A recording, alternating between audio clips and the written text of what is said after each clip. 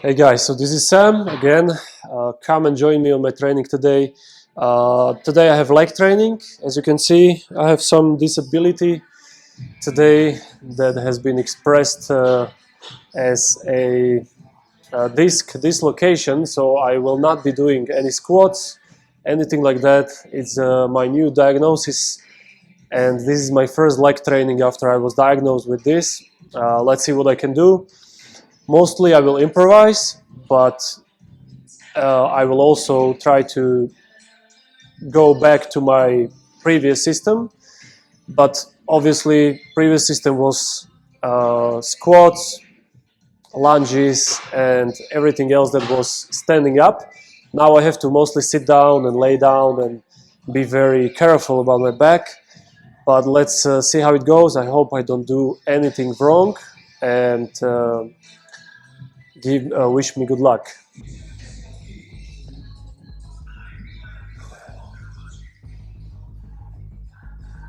First, I need to do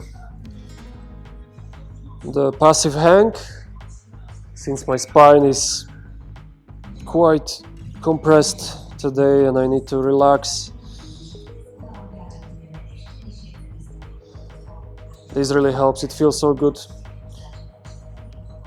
Just remember, this is even if you have a problem like me, this exercise or position is good for overall like life. You can do it, but it's a quick fix. It's not something that lasts. It's not going to fix your spine. You need to do other things as well, which I'm going to show you today. Not all of them, but partly.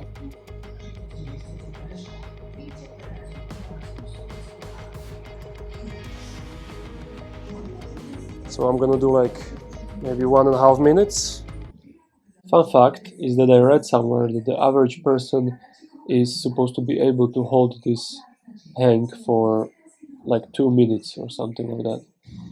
And I've seen individuals holding it for 5, so get inspired. So what I have on my waist is actually just for me to keep my core temperature very warm and to keep my spine warm, because the discs, if you have dislocated discs and it even presses on your nerves, it likes the warmth. It doesn't like when you are cold, even if you think like you are not cold, but this gym is actually quite cold. So even if you think you are not cold, you will get some air flowing to your back, which might be a little bit more sensitive to you, since this diagnosis is sensitive diagnosis. So the first exercise I'm doing is this one. So this is a very bad situation for me. As you can tell, the disc dislocation is not a joke, and yeah, what can I tell? It's been a long journey since I started with parkour and free running and all of the acrobatics, and since then I was continually being stupid, I must say, throughout my throughout my younger years, especially teenage years. After from 11 to 15, 18, I was very stupid. Wasn't stretching, wasn't doing proper adaptation, my back developed rapidly and I grew very tall, and all of these factors, also my hyperlordosis, which is the overly curved spine, that was caused by sitting and bad posture in my early days, and it has translated to even later, after I was 20, after I became a coach. But now I'm trying to go back and trying to adapt myself. So you will see some exercises which are promoting stretching for the rectus femoris and front quads, but also for hamstrings. I will do some laying curls and sitting curls, just because I don't want to really bother the spine and I want to leave it be. And let's see how it goes. And actually, additionally, I'll do calves as always, and some abductions and adductions of the hips, maybe some walks, core. By walks I mean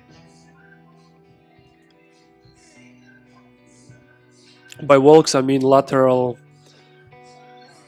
walking with a band. Normally I would do more squats, lunges, hip thrusts and things like that, but these things I'm just doing body weight only since I was diagnosed. So I might do something lightweight.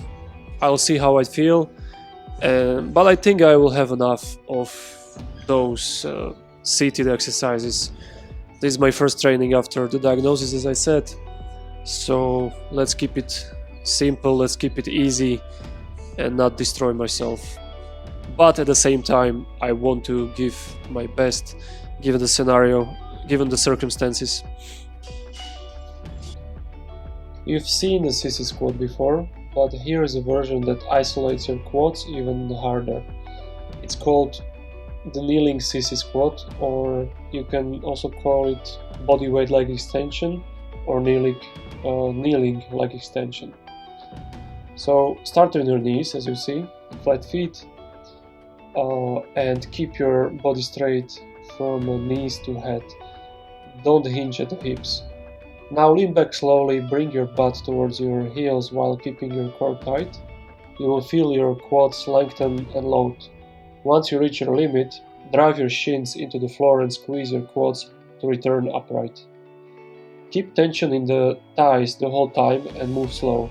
This one's all about control and also range of motion. Start with smaller range of motion and finish with the longer one. Don't go very fast, because your knees might hurt a little bit, and go very carefully and pay attention to your pain in the knees. If you feel like your tendons and ligaments are just getting stretched out, it's okay. Some of the tension and pain is okay in this exercise, because it's a new position for the body. We're not used to it, so you need to get used to it, but very slowly, and really be mindful of your muscles, and think of the muscle as it is extending, and try to be present with the motion. It's a perfect finisher for quad days, and especially if you train without machines, but for me also a starter.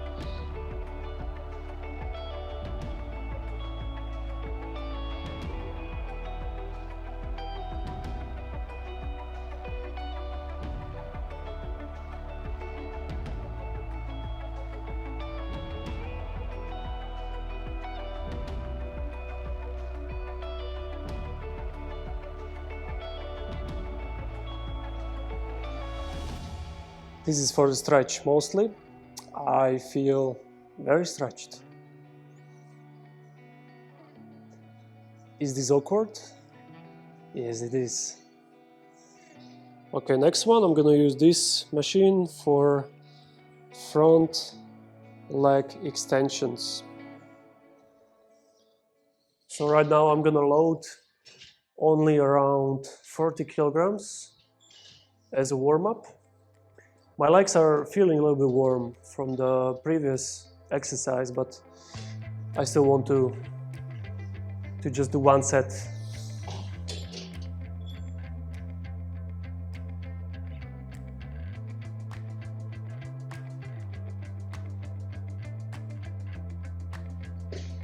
Okay, I need to do a deeper stretch.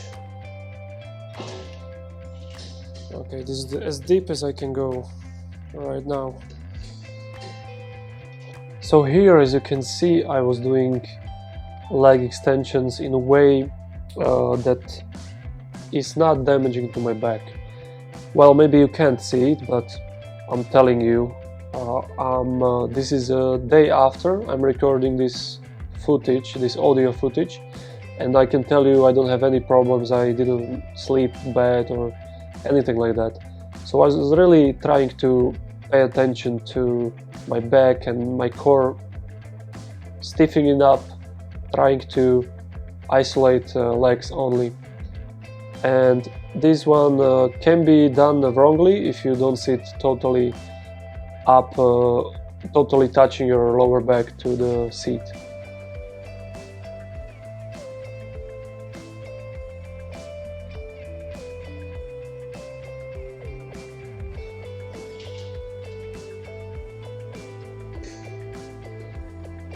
So I'm going to rest for around a minute, maybe 45 seconds, not more.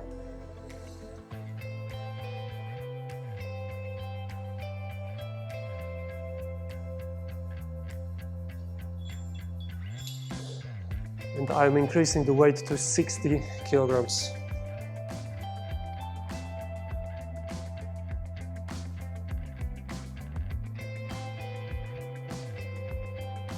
Need to pay attention to my discs.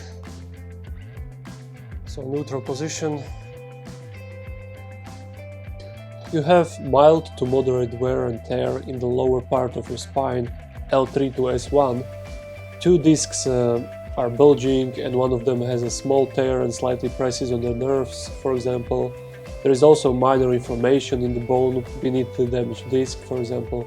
It's not a condition that requires surgery for now, but you need to strengthen your stabilizing muscles, improve posture, avoid long periods of sitting, and stay away from heavy lifting.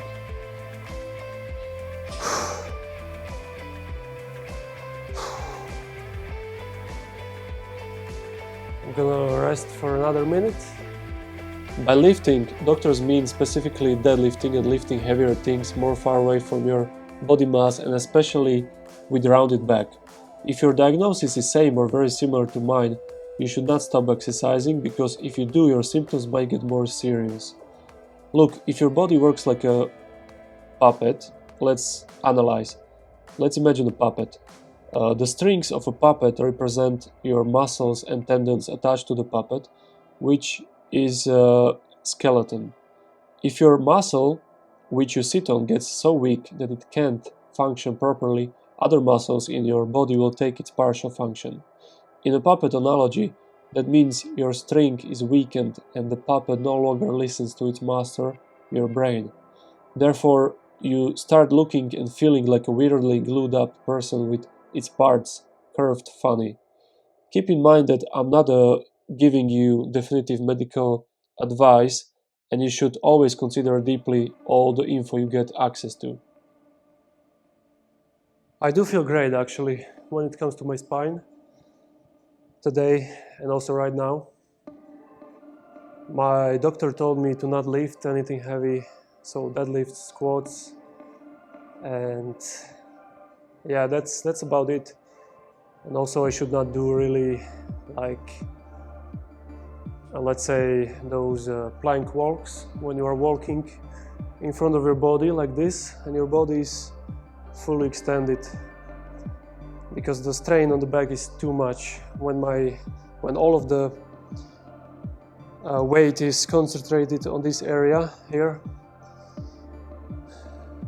Okay, next set.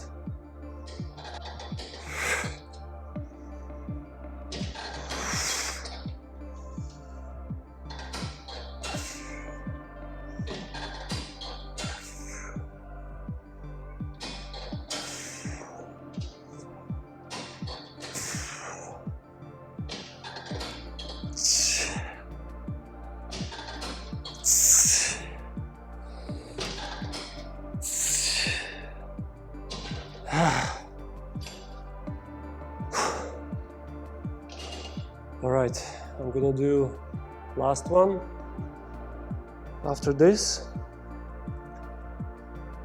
Today, as I said, very easy workout, just to hit the legs, just to tackle in. just to not tackling. I will edit it out. Just to tick off that box for leg workout. So far, feeling excellent. Okay, maybe another 20 seconds.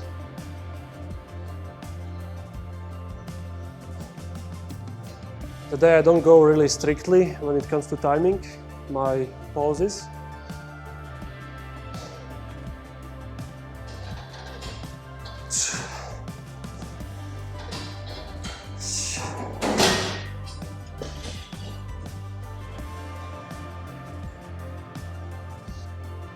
Oh, you fell. Be careful, don't fall down. You can break something, just like me.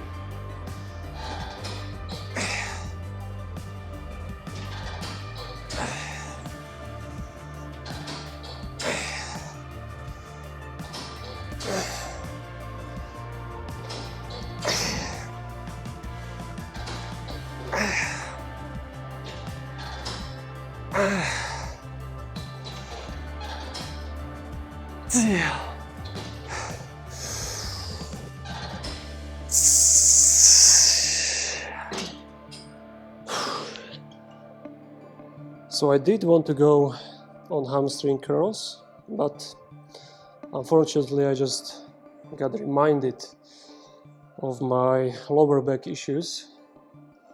So I'm just gonna go to old school bodyweight walkouts.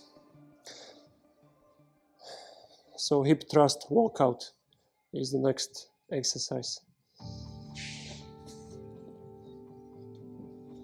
I'm gonna use that. Too soft. I'm a hard man. Am I not? Yeah, I'm gonna be listening to this video talking about me being hard when I'm 90 and on a wheelchair. Oh man. It's not really something you can heal to 100% of your capacity. Yeah, unfortunately. These problems might reoccur if you just do something slightly wrong, especially in these first phases of the recovery. But even right now, I would be bouncing from left to right even more if I was healthier. But right now, I need to really be careful about the stability of my core, really squeeze every single step. So here is what I learned recently about discs. This is like a good metaphor I just read somewhere. So most people think dislocated disc means the disc somehow pops out of place, but that's not really true. Your spinal discs are firmly attached between the vertebrae. They can't slip out like a coin from a slot. What actually happens is that the inner gel-like center of the disc, called the nucleus pulposus, pushes through a small tear in the tough outer layer. That bulge can press on nearby nerves, and that's what causes the pain. Tingling of weakness you feel. So instead of thinking my disc slipped out, think my disc got injured. It's a small difference in words, but it changes how you understand recovery, at least for me. Okay, so far so good. My back feels strong, stable. So my hamstrings are a little bit too tight today. Or maybe it's because I haven't trained legs for a while. I've been just walking a lot. But deep down, I'm actually a little bit glad that this happened to me. Because I can now just be more empathetic towards people like this when I coach them. And I can really really know how it feels.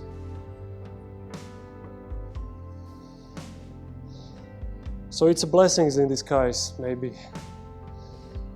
Okay, let's go for the second set. I'm gonna try to do it better this time.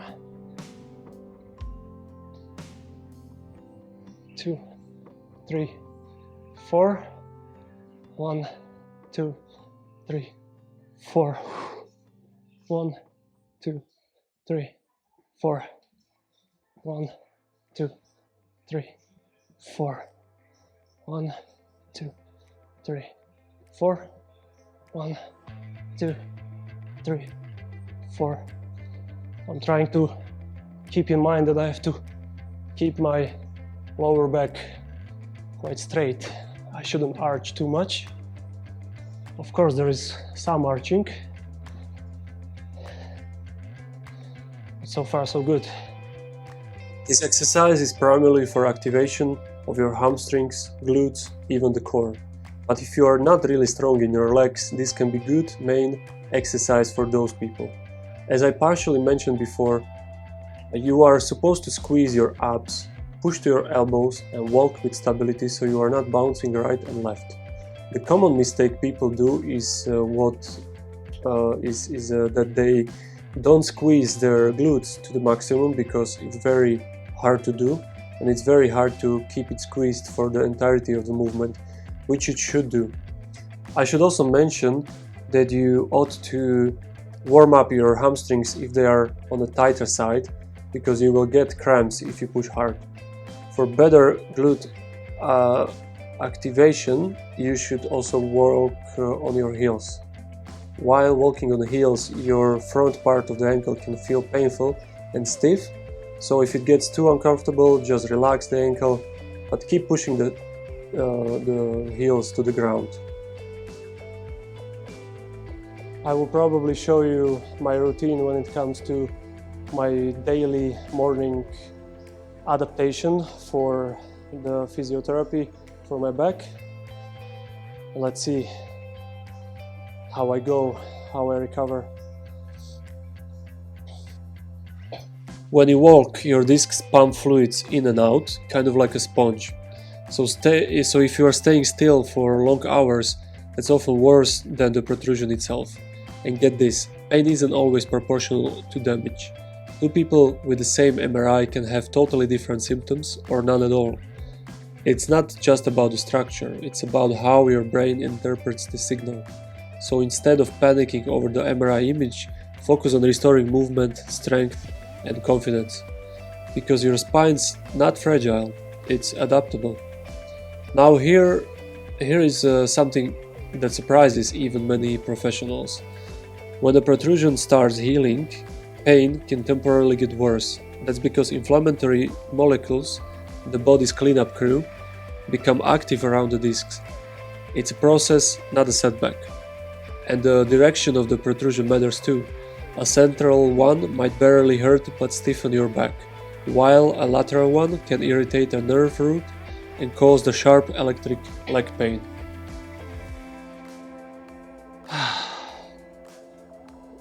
Okay, this one is a little bit more heavy on the back, so I think I will just leave it like this and I will see how my body reacts to this, and let's see tomorrow.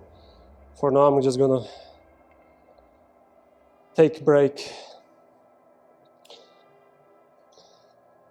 The previous exercise was actually very interesting at this point, because I was squeezing my core even more than I'm used to. I was not wobbling too much, and it turned out to be very effective even for the core, for the front abs and the side abs as well. So obviously that's how you should do it, even when you don't have back problems.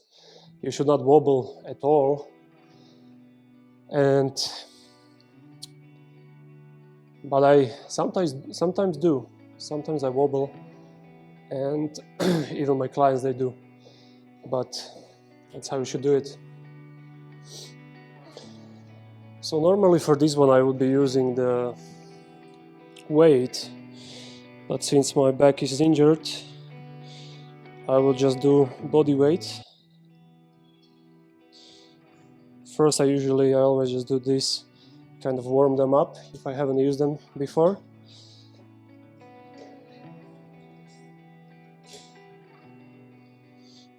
To get a deep stretch.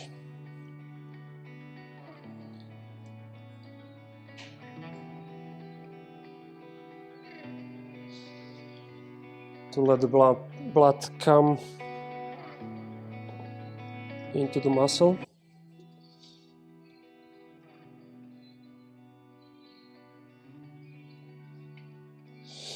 And then I do like few of these together, just to warm it up.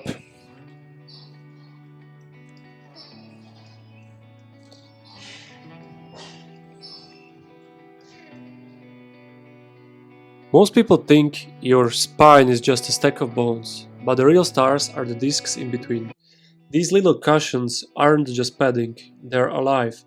They're about 80% water when you are young, full of collagen, proteins, and tiny nerves that actually feel pressure and movement. Picture them like jelly-filled donuts. The jelly in the middle, the nucleus, is soft and squishy. The outer layer, called the annulus fibrosus, is tough. When you bend, twist, or lift, the jelly moves, spreading pressure evenly. That's why moving matters so much. Sitting all day squashes the donut and starves it of nutrients. Here is something most people don't know. Discs don't have a blood supply. They rely completely on movement to get nutrients and flush out waste, like a slow sponge pump. Walk, stretch, swim, anything that keeps them moving helps them keep healthy. When the disc protrudes, it just means the jelly is pushing against the outer layer. It hasn't broken though. It sounds scary, but often it's not. Most protrusions shrink or improve on their own if you stay active and strengthen your back. Pain doesn't always match the MRI. Some big bulges don't hurt, and some tiny ones do. That's because pain is all in how your brain interprets signals. Inflammation around a nerve can make a small protrusion feel huge. Discs also change as we age. After our 20s, they lose water and get a little stiffer. That's normal, but even then, they can remodel, creating tiny bridges that stabilize your spine naturally. The direction of the bulge matters too. A bulge in the middle might just make your back stiff, but a bulge to the side can press on a nerve, causing that classic leg pain called sciatica. Sometimes people think it's a hip or hamstring problem, but it's the disc. Discs respond to load too. Too much or bad posture can stress them, but controlled stress, like properly done squats, deadlifts, or resistance training, actually strengthens the muscle around them and protects them. Movement is good, staying static is bad. Even though discs don't have blood, the outer layer has tiny nerves that can sense pain, so sometimes the discs hurt, sometimes it doesn't. It even if it looks damaged on an MRI. And because discs are part of a bigger system, muscles, ligaments, fascia, nerves, working on the surrounding areas often helps the disc indirectly. So most of the clips you see in the video are cut. They are edited and they are shortened for you to not be bored and for me not to ramble about discs all day long. So, but as you see the sequence is just like I was in real life, sequencing them one after the other. This is a second last exercise, and now we are going to the last one. So when it comes to reps and sets, I did from 10 to 15 reps on all of the 3 sets I did, and you can try this exercise if you are in the same stage and you have same diagnosis as me, but really this is not a medical advice, so be careful what you are doing. And thanks for watching. Please subscribe if you liked it and found it helpful. It would be a tremendous help to my channel. Thank you very much. See you in the next one.